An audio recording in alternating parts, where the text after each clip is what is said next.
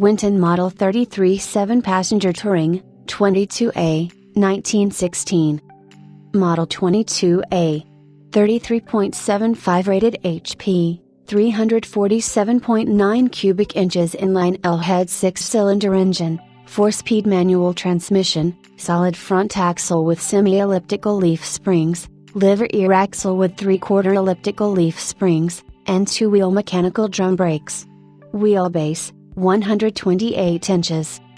If competition describes Winton's early years, the second decade is best characterized by consistency. Having established a pattern of large, 6-cylinder cars in 1908, the Winton Motor Carriage Company built nothing else for its remaining 16 years. Changes were few. Following the rest of the industry, Winton switched to left-hand drive for 1914 and finally offered an electric starter as an option the following year. Alexander Winton was firmly committed to his compressed air starter and agreed to the change only after a contingent of dealers implored him to embrace the simpler and then proven electric type. Winton's interest had begun to diverge as early as 1912. He had been interested in marine engines for some years and in 1912 established a subsidiary business called Winton Gas Engine and Manufacturing Company to build marine and stationary engines. In 1913, it branched into diesels. The automotive entity was reorganized as Winton Motor Car Company in 1915. In time, the diesels came to dominate Winton business, particularly during World War I. Although orders declined once the war was over, the engine business continued to overshadow automobiles, to the extent that car manufacturing ceased. In 1930, the engine operations were purchased by General Motors, who also acquired Winton's chief customer, the Electromotive Company, also of Cleveland. Electromotive manufactured rail cars, and the merging of these two companies put GM at the forefront of the nascent diesel-electric locomotive revolution.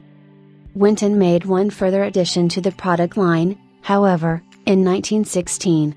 Seeing a market for a lighter car, the company introduced the 633, catalogued as the Model 22A. The 648, Model 22, had grown to a 138-inch wheelbase and kept the 48-horsepower engine, now displacing 525 cubic inches. The 633 was 10 inches shorter, had a smaller 33 horsepower, 348 cubic inch 6, and sold for 2/3 the big car's price. It was an evolution of the 633 that became Winton's single model in 1921, but sales were dismal. After selling but a few hundred cars in 1922 and 1923, the automobile factory was closed down in February 1924. Harold Coker acquired this Winton 633 in 1992. He bought it from Bert Harrison, of Salem, Oregon, who reportedly acquired it from the Hara collection. As received, it was missing most of its aluminum, apparently having been scavenged for scrap during World War II.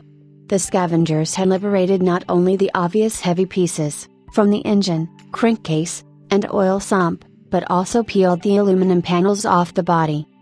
Harold sent the remains to Stan Francis in California, who created a new body for it.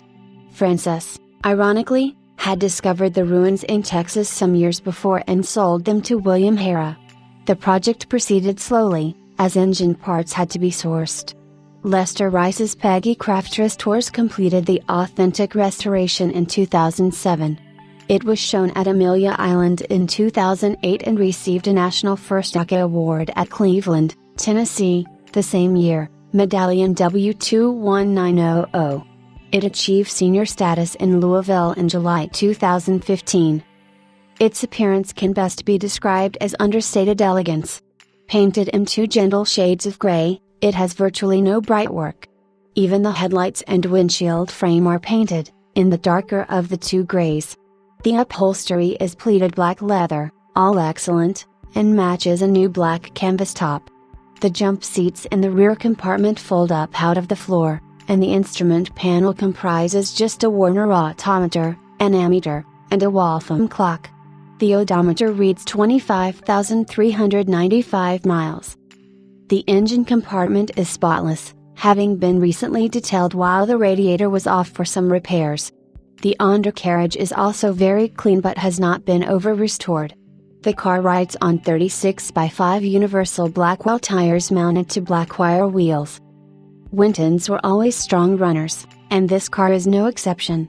Capable of moving with modern-day traffic, it is as suited to long-distance tours as to driving around town.